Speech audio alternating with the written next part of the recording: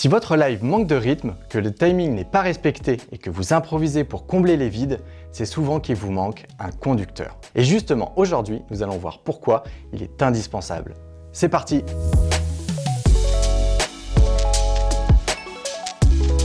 Pour commencer, c'est quoi un conducteur?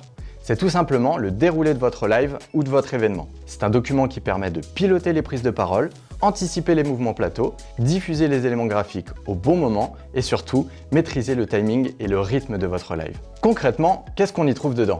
Premièrement, on y trouve le timing prévisionnel et la durée de chaque partie. On peut aussi visualiser les différentes séquences, l'introduction, les différentes thématiques et parties du live et la conclusion. Il y est indiqué les intervenants présents sur place ou à distance pour chaque séquence, mais aussi les éléments graphiques et supports à diffuser, que ce soit les vidéos, jingles, slides, synthés ou même génériques. Et enfin, les entrées et sorties des intervenants sur le plateau. Le conducteur s'adapte en fonction du projet. Pour les lives plus complexes, on peut aussi intégrer les changements de lumière, de décor ou de micro. Pourquoi c'est si important? Tout d'abord, ça permet de structurer le live.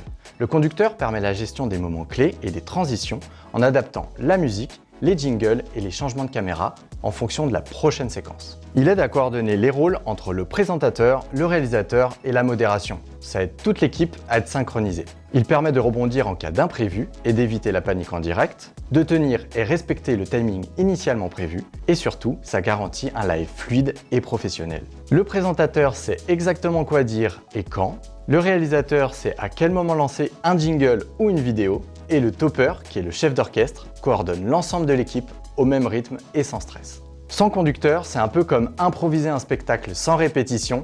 Avec, c'est un live maîtrisé de A à Z. Mais un bon live, c'est pas forcément suivre le conducteur à la seconde près, c'est savoir s'en servir pour rester dans le rythme. Notre conseil, préparez toujours un conducteur, même pour un live court. C'est ce petit document qui fait toute la différence entre un live amateur et un live professionnel. J'espère que ces conseils vous seront utiles, on vous en propose plein d'autres sur notre site teasit.com.